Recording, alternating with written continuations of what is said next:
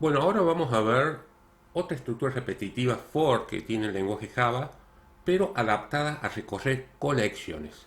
Hemos visto colecciones nosotros los arrays, ¿sí? Los arrays unidimensionales o vectores y arrays bidimensionales o matrices. Vimos cómo recorrerlas. Vamos a ver cómo rápidamente, como conocíamos, acá hemos definido un vector de tres elementos de tipo entero y lo recorremos mediante el nombre del vector y entre corchetes accedemos a un subíndice. Otra forma de recorrer una colección, pero solamente va a utilizarse esta estructura repetitiva para recorrerla, pero no podemos modificar sus componentes.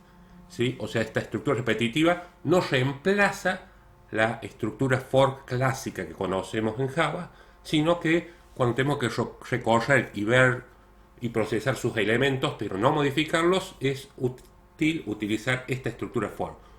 Veamos, la estructura repetitiva for adaptada para recorrer colecciones tiene un solo argumento. La otra estructura repetitiva tiene tres argumentos separados por punto y coma. Acá indicamos luego de los dos puntos el nombre de la colección que vamos a recorrer, por ejemplo acá Beck, y le antecedemos la definición de una variable que vaya almacenando sucesivamente cada uno de los elementos de la colección. O sea, en la variable entera elemento, en la primera vuelta del for almacenará un 10, en la segunda vuelta del for almacenará un 20 y en la tercera vuelta el 30.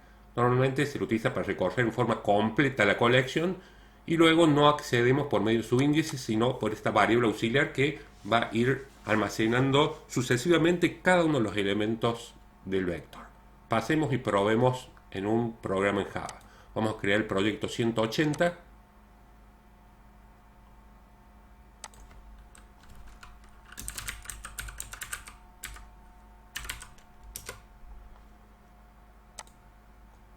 Y vamos a crear una clase prueba for, que vamos a llamar, y en la main vamos a hacer toda la prueba.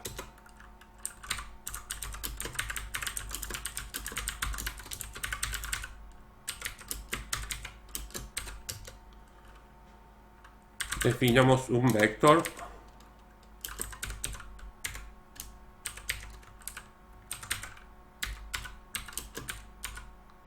almacenemos tres elementos y vamos a utilizar la estructura repetitiva for para recorrer colecciones. For, la variable que va a almacenar el valor sucesivamente, cada uno de los valores del vector. Y bueno, dentro del bloque repetitivo vamos a mostrar su contenido.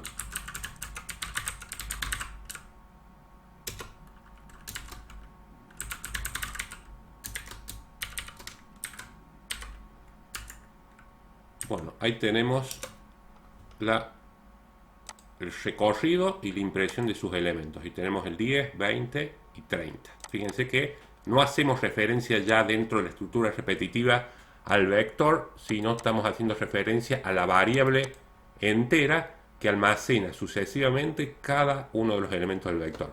Por ejemplo, si tuviera que sumar todos los valores,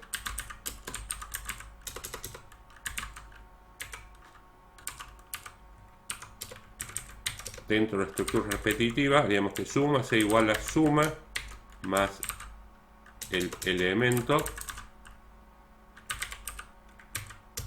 y vamos a imprimir, vamos a salto línea para que lo dejen en la línea siguiente.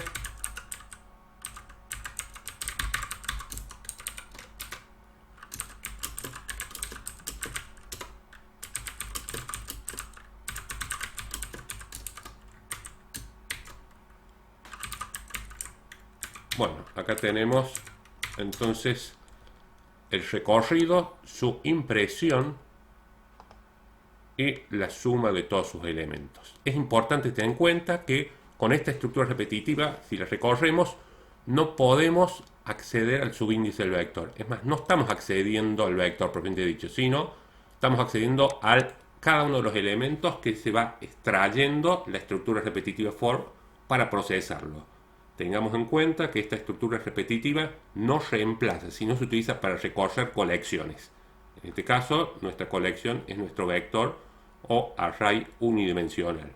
Accedemos a sus elementos a través de esta variable auxiliar. Sin más, gracias.